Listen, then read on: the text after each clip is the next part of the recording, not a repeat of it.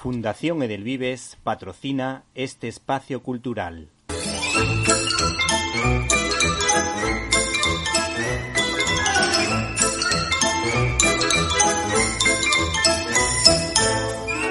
Estás escuchando Directo a las Estrellas. Víctor Alvarado.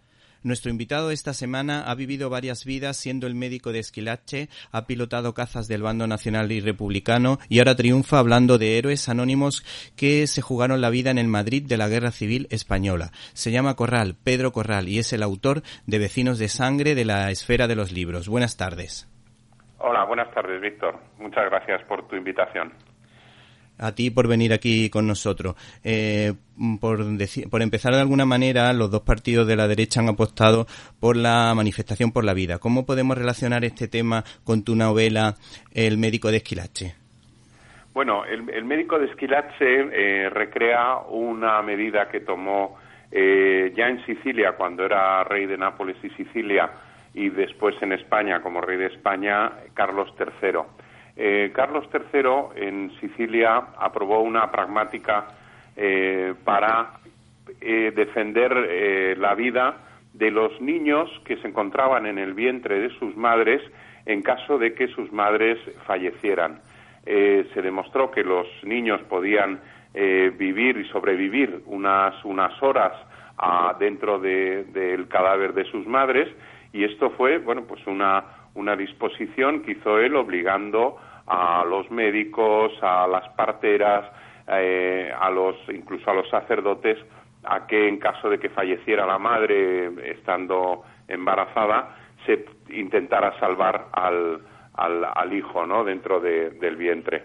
Bueno, pues eso luego lo aplicó en España, y esa es un poco la historia del médico de Esquilache, ¿no? Sí.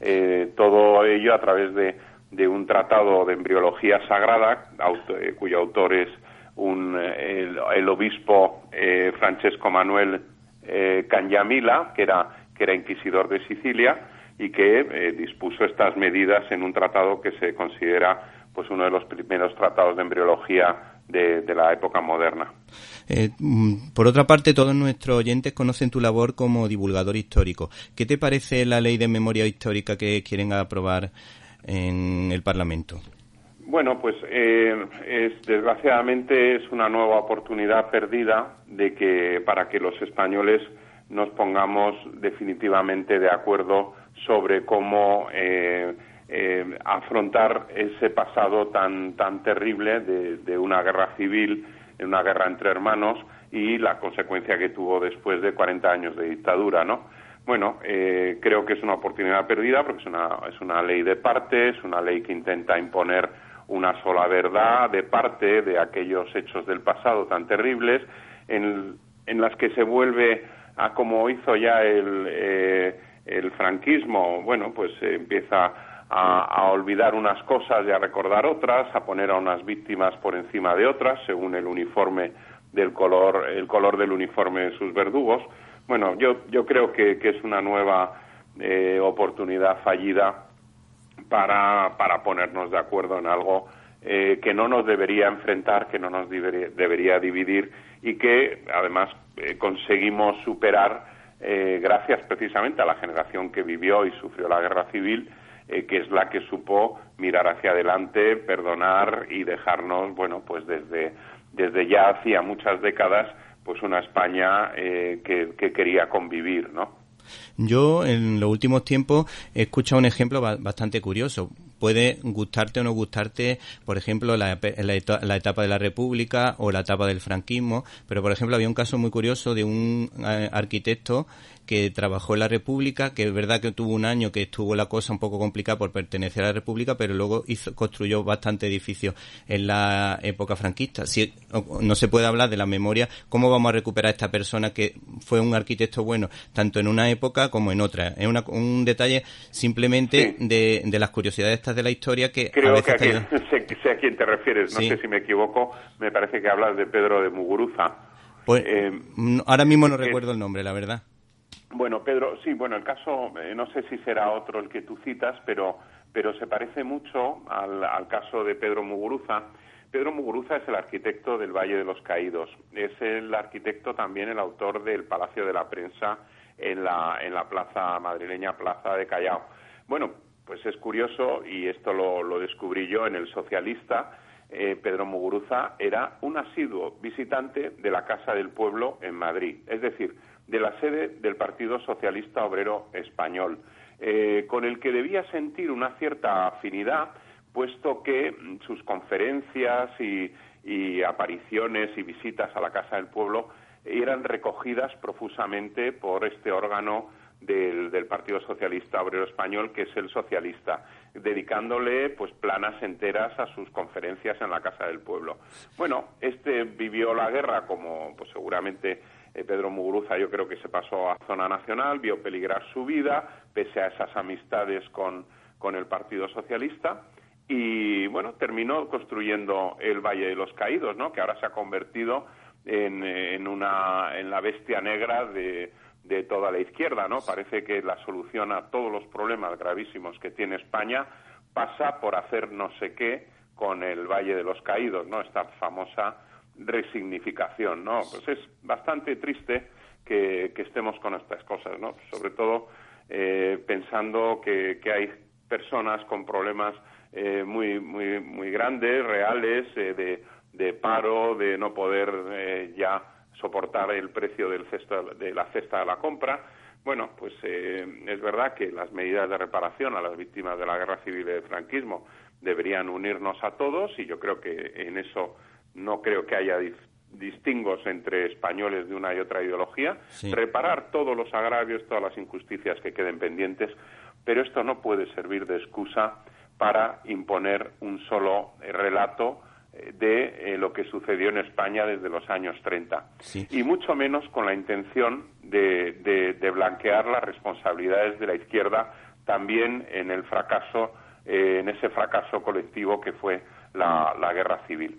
Y mucho menos utilizarlo ahora, y perdóname Víctor que me extienda, utilizarlo ahora para blanquear el terrorismo de ETA, precisamente en los años de plomo, en los años finales de los 70, principios de los 80, que son hasta donde Bildu ha convencido al PSOE de que debe ser prolongada la ley de memoria, la nueva ley llamada de memoria democrática, ¿no? Me parece que es absolutamente indigno que se nos intente ahora decir que es que hasta el año 83, gobernando ya el Partido Socialista con mayoría absoluta, se nos pretenda convencer de que es que todavía vivíamos bajo una dictadura, cuando ya estaban todos los partidos legalizados, ya habíamos ido a las urnas, por lo menos en junio del 77, en las elecciones de junio del 77, las primeras elecciones democráticas, y sobre todo para refrendar la inmensa mayoría de los españoles, así lo hicieron, la Constitución de 1978.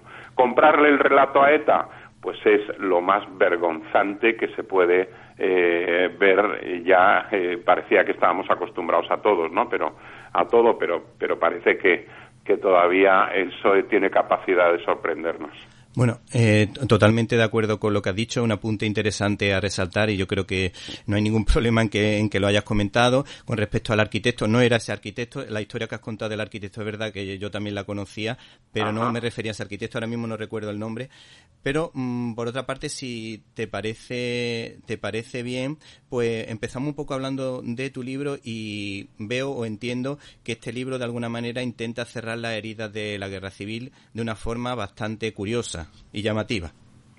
Sí, bueno, este libro, Vecinos de Sangre, que acabo de publicar, está basado en las declaraciones juradas que hicieron después de la guerra. O sea, a ello les obligaron los vencedores cuando entraron en Madrid, los porteros y 2 vecinos de cada inmueble de Madrid. Es verdad que no se hizo en todas las casas, algunas estaban destruidas por los bombardeos, otras por ser zona de guerra habían quedado deshabitadas, pero sí que es un fondo con cerca de 24.000 documentos, un total he calculado de unos 15.000 testimonios de la guerra civil en Madrid.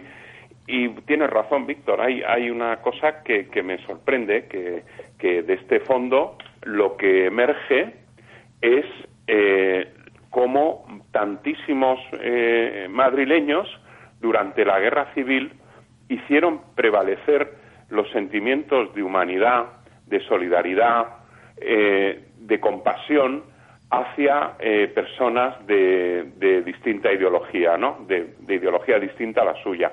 Entonces vemos, por ejemplo, pues porteros de UGT, porteros de CNT protegiendo a sus vecinos ante los atropellos de los milicianos. Es curioso porque esto no hasta ahora no se sabía, pero hay más porteros asesinados bajo la represión Frente Populista, en muchos casos por haber defendido a sus vecinos, que porteros fusilados luego por el franquismo después de la guerra por haber participado pues a través de delaciones, de chivatazos en la represión del Frente Popular, ¿no? Bueno, es un dato muy llamativo. Hubo muchos porteros durante la Guerra Civil, incluso de UGT y de CNT, que se jugaron la vida y que arriesgaron la vida por la defensa de sus vecinos de derechas, ¿no? Bueno, pues esa es una de las primeras cosas que me sorprendió de esta documentación. Hay cosas muy curiosas, como por ejemplo a uno que se le acusaba de ser callista del rey. La verdad que es sorprendente, sí, la excusa tan tonta para intentar ir a por a una persona. Bueno, valía cualquier cosa. Durante la época del terror revolucionario en Madrid, leer ABC, haber votado a las derechas, ir a misa, en este caso que tú dices, que es muy llamativo, así lo reseñan los vecinos, ¿no? Un vecino detenido porque había sido callista del rey Alfonso XIII, o sea, le había quitado los callos al rey y eso ya era ser enemigo del pueblo y un enemigo a liquidar. Bueno, pues la verdad es que eso fue el terror en Madrid, ¿no? El terror Frente Populista en Madrid, y al lado de eso, como te digo, pues hay muchos claros ejemplos de humanidad, ¿no? Sí, por ejemplo, hay una anécdota muy curiosa sobre Pedro Muñoz Seca, que decía que cuando le llevaban a darle el paseillo o a Paracuellos, creo recordar. Sí, lo fusilaron en Paracuellos. Sí, que el autor de La venganza de Don Mendo, pues decía, me podéis quitar todo, pero menos una cosa, que era el miedo. Y hay un portero que tuvo que proteger a Federico Moreno Torroba, que es el autor de la zarzuela Luisa Fernanda. O sea, que también los famosos participaron aquí o tuvieron que sufrir sí, hay sí. Es un ejemplo, por ejemplo, sí, de lo que ocurre después de la guerra, que es en sentido inverso. Los vecinos de derechas avalan a sus porteros de izquierdas por su actuación en la guerra. Aquí, como has recordado bien, Federico Moreno Torroba, el compositor de zarzuelas de la famosa Luisa Fernanda, por citar seguramente la más célebre, escribe un tarjetón dentro de una tarjeta de visita de su condición de miembro de la Real Academia de Bellas Artes, avalando ante los vencedores a su portero de UGT, que había defendido a los vecinos durante la guerra con su carné de UGT. Bueno, eso es curioso. De Muñoz Seca he descubierto algo que incluso la familia me dijo que no conocía. Muñoz Seca, dentro de un proceso de depuración y de destitución y ceses de miles y miles de funcionarios en la zona republicana por su supuesta o probada desafección al régimen o implicación en el golpe militar, eso sí, sin procedimiento contradictorio, sin que pudieran defenderse de tales acusaciones, entre julio y octubre del 36 son cesados en la Gaceta de Madrid a través de diferentes decretos y órdenes miles y miles de funcionarios en la zona republicana. Bueno, es curioso porque el primero de todos ellos es precisamente don Pedro Muñoz Seca, como jefe de Administración de Seguros del Ministerio de Hacienda, señalado en un decreto firmado por Azaña como desafecto al régimen y que por eso se le cesa, ¿no? Bueno, pues eso es bastante tremendo, ¿no? Porque ya se le señala el 24 de julio a Pedro Muñoz Seca como enemigo, ¿no? Entonces, luego él será detenido 5 días después y fusilado en Paracuellos el 28 de noviembre. Luego, por contar, ¿Pedro? Sí, dime. Pedro, por contar un par de anécdotas personales, a mi abuelo le registraron la casa entera, menos la mesa camilla, donde tenía propaganda de derecha, y por lo que se ve, los milagros existían a pesar de que no se podía ir a misa, ¿no? Pero por otra parte te voy a contar otra curiosidad que a lo mejor no sé si la habrá investigado, pero es que a un familiar de mi abuelo que de familia política que pertenecía al Partido Comunista, Socialista, no recuerdo a qué partido, la familia de Ramiro Ledesma fue la que le salvó y evitó que esta persona pues fuese fusilada o encarcelada. Claro, es que, fíjate, esos son los ejemplos que verdaderamente merece la pena rescatar, ¿no? De toda esa tragedia. Hay un personaje que llama la atención, a mí me llama mucho la atención, porque aparece en mi libro, de pronto estoy consultando la documentación y me aparece de pronto insospechadamente en un caso, en otro, siempre salvando vidas, siempre haciendo el bien, defendiendo a gente amenazada, perseguida, y es Melchor Rodríguez, sí. El dirigente de la CNT-FAI, lideraba un grupo que se llamaba Los Libertos, estaba en contra de la violencia, siempre él dijo se puede morir por las ideas, pero nunca matar, ¿no? Y él lo llevó a la práctica en la Guerra Civil y de hecho ocupó un palacete en la calle Duque de Rivas y hizo ver como que intentó aparentar que ese palacete era una checa, ¿no? Donde llevaba a gente detenida, pues como las 300 y pico checas que funcionaron en Madrid en esos meses del 36, ¿no? Bueno, pues resulta que no era una checa, era un sitio donde él llevaba a gente a refugiar, a esconder y a intentar salvarles la vida, conduciéndoles luego a embajadas extranjeras para que pudieran refugiarse y escapar de una muerte segura. Por supuesto, Melchor Rodríguez es recordado por su papel clave en la detención de las matanzas de presos gubernativos que los sacaron de las cárceles de entre octubre y diciembre. Yo creo que todavía está por cerrar la cifra real de víctimas de esas sacas y que fueron fusilados en Paracuellos, en Aravaca, en Rivas hacia Madrid, en Torrejón. Bueno, pues ahí fue ese papel absolutamente ejemplar, ¿no?, de Melchor Rodríguez. Yo creo que es la figura más importante de toda la guerra civil, en ese sentido. O sea, yo creo que se le ha homenajeado poco. Creo que hay un busto en Triana, en su barrio en Sevilla, sí, donde él nació, pero verdaderamente Melchor Rodríguez merecería una escultura en muchos sitios. Uno de ellos frente a la antigua cárcel de Alcalá de Henares, donde él detuvo el asalto por las turbas de la cárcel donde estaban apresados los derechistas, sí, después de un bombardeo franquista sobre la ciudad. Quisieron asaltar la cárcel, él se puso en la puerta, uno de los milicianos le apuntó con un fusil, con un Mauser, se lo puso en el pecho y le dijo: o te quitas de la puerta o te mato. Y Melchor Rodríguez, con el fusil apoyado en el pecho, la boca del fusil apoyada en el pecho, dijo: pues mátame porque yo no os voy a dejar pasar para que asesinéis aquí a personas inocentes.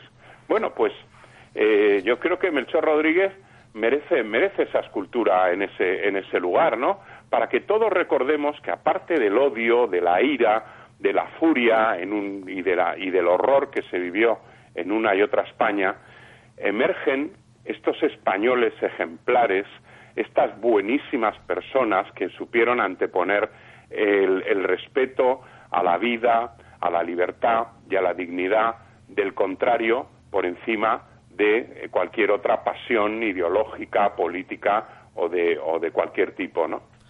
Y después de haber hablado de la Pimpinela Escarlata española, si te parece, me gustaría preguntarte por Victoria Kent, que por lo visto firmó algunos salvoconductos para salvar a varias personas, que la verdad que yo esta historia pues no la conocía, sí, y me ha llamado muchísimo la atención.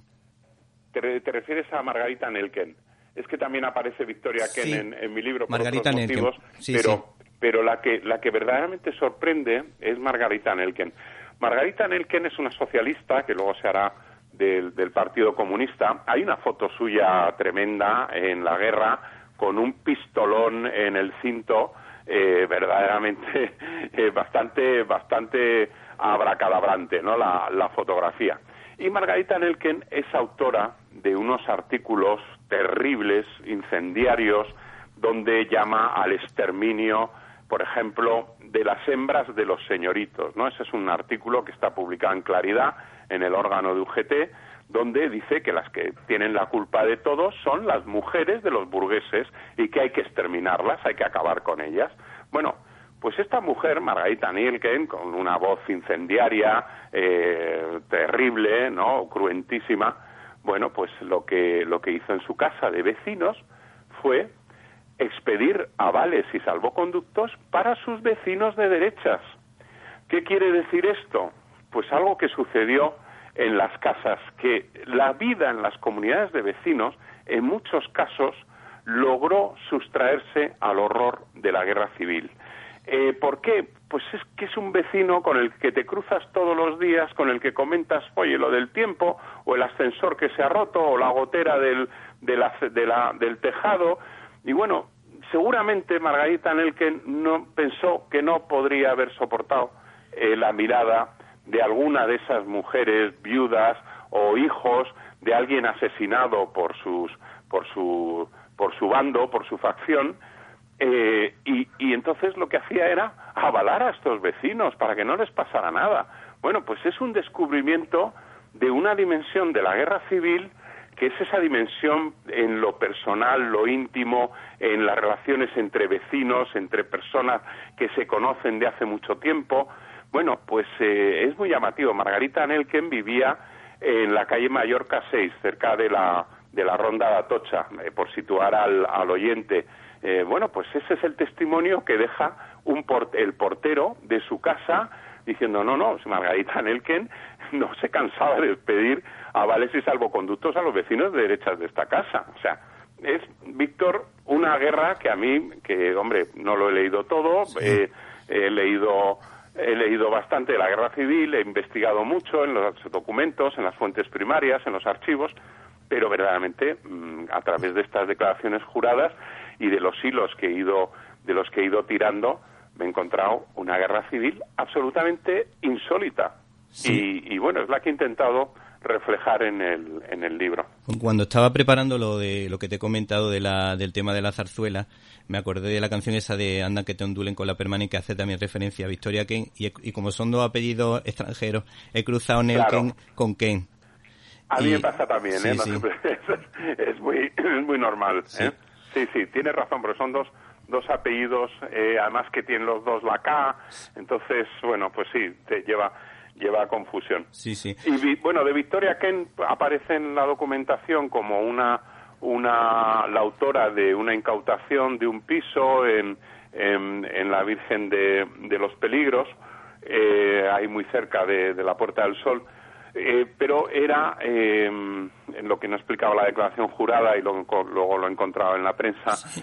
Ese piso fue sede de un hogar para niños evacuados, ¿no?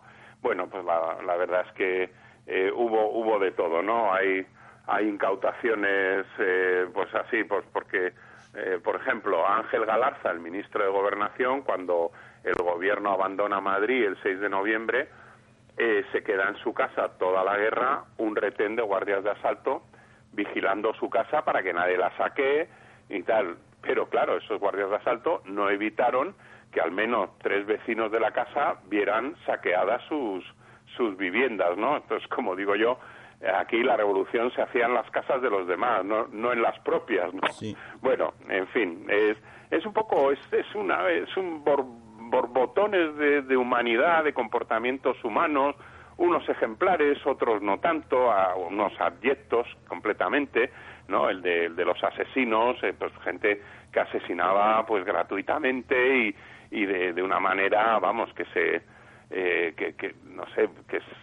es escalofriante, ¿no? En realidad, bueno, pues todo el Madrid de los crímenes del Frente Popular y del terror revolucionario, pues está ahí reflejado, pues también el Madrid de los bombardeos franquistas, el Madrid del hambre, el Madrid del frío, el de la movilización militar de los vecinos, de los porteros. Bueno, toda la guerra muy a ras de suelo, muy a pie de calle. Sí. El lector pues va a encontrar ahí, va a reconocerlos, pues si hablas de la calle Lista, si hablas de la calle Cedaceros, pues hombre, la gente estamos acostumbrados a pasar por ahí y ya te llama la atención, ¿no? Hay ya algunos casos en los que yo ya no puedo evitar recordar el suceso que pasó en ese determinado portal, ¿no? ¿Y qué es lo que pasó con la Matajaria asturiana? Que me ha gustado mucho el titular, y era una mujer que utilizó la inteligencia. Es uno de los tantos casos curiosos del libro, de personajes que aparecen en la documentación, como digo yo, algunos de inspiración galdosiana o barogiana. Bueno, esta es una mujer que de niña quedó mutilada, quedó sin brazos en el aserradero de su padre por un accidente, y ella se dedicó a cultivar habilidades con los pies. Entonces ella sabía disparar con fusil, con arco, escribir a máquina, pintar, comer con los pies, ¿no? Entonces ella, que siempre se negó a actuar en circos y siempre lo hizo en teatros, pues se convirtió en una artista de variedades muy conocida y muy famosa. La guerra le sorprende en Madrid, donde ha venido a hacer una actuación en favor de un proyecto filantrópico que tenía ella para pagar los estudios a niños pobres en Asturias. Ella era de Luarca, de una pedanía de Luarca en Asturias, y la guerra le sorprende aquí, y para más Inri va a ser detenida por los republicanos como espía franquista, y después de la guerra por los franquistas como espía republicana. Ahí lo dejo, porque es absolutamente es insólito lo que le sucede a esta buena mujer, ¿no? Una figura verdaderamente que sale ahí entre tantos relatos y tantas historias del Madrid de la guerra, que yo he querido dedicarla unas páginas porque me parece que merecía la pena, ¿no? Ese esfuerzo de superación de esa doble condición de mujer y de discapacitada, de persona con discapacidad en esos años en los que la mujer tenía que luchar durísimo por conquistar un espacio, ¿no? dentro de la sociedad. Bueno, pues además de todo eso, el horror de la guerra, ¿no? El horror de la guerra que cayó sobre ella y que la afectó muy gravemente. Solo por eso ya merece la pena leer el libro, porque la verdad que no vamos a desvelar el final, pero es súper curioso y súper llamativo, que demuestra la agudeza y la inteligencia también que tuvo en un momento determinado en una situación crítica. Por otra parte, me gustaría saber, ya para finalizar, quedan dos preguntillas, ¿qué labor hizo la Quinta Columna en Madrid y qué misión tenía, por ejemplo, la Asociación del Auxilio Azul? Que me ha llamado mucho la atención. No sé si es que buscaban la forma de intentar poder salir de Madrid de alguna manera. No sé si va por ahí. Sí. Bueno, la Quinta Columna, que aparece reflejada algunas situaciones y figuras de la misma en el libro, yo voy a recomendar dos autores que son imprescindibles, que uno es Javier Cervera, que es el mayor experto sin duda en la Quinta Columna en Madrid, y Alberto Laguna Reyes, ¿no? Yo creo que son dos autores imprescindibles. A mí me sale la Quinta Columna porque aparecen en las declaraciones juradas algunos casos. Tú te has referido a Auxilio Azul. Auxilio Azul es una organización de Falange en la clandestinidad.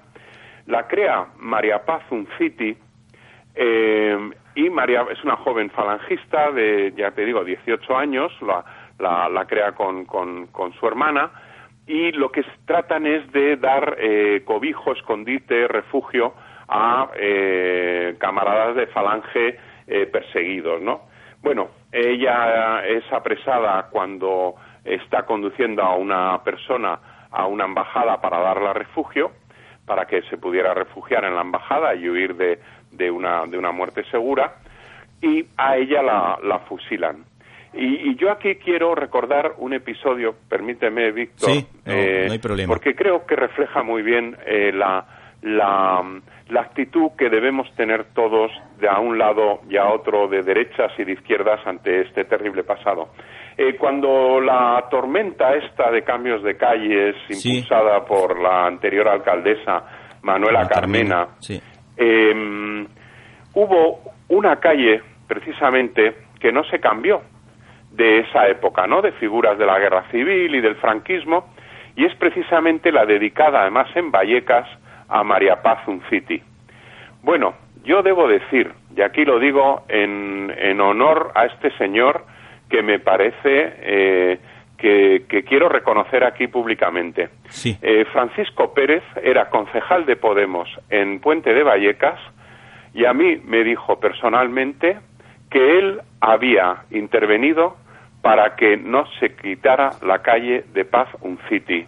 Una chica, una chavalita de 18 años, fusilada en el horror de la guerra falangista. Bueno, pues yo verdaderamente, ante gestos como el de Francisco Pérez, ya te digo, concejal de Podemos en el Ayuntamiento de Madrid, me descubro, porque creo que es el camino de que todos, a un lado y a otro, pensemos lo que pensemos, lleguemos otra vez a un acuerdo para poner sobre la mesa la terrible experiencia de la guerra, y de que podamos seguir extrayendo de la guerra civil, de lo que vivieron nuestros padres, de lo que vivieron nuestros abuelos, la permanente lección de amor a la libertad, amor a la convivencia, el respeto al diferente, el respeto al que no piensa como tú.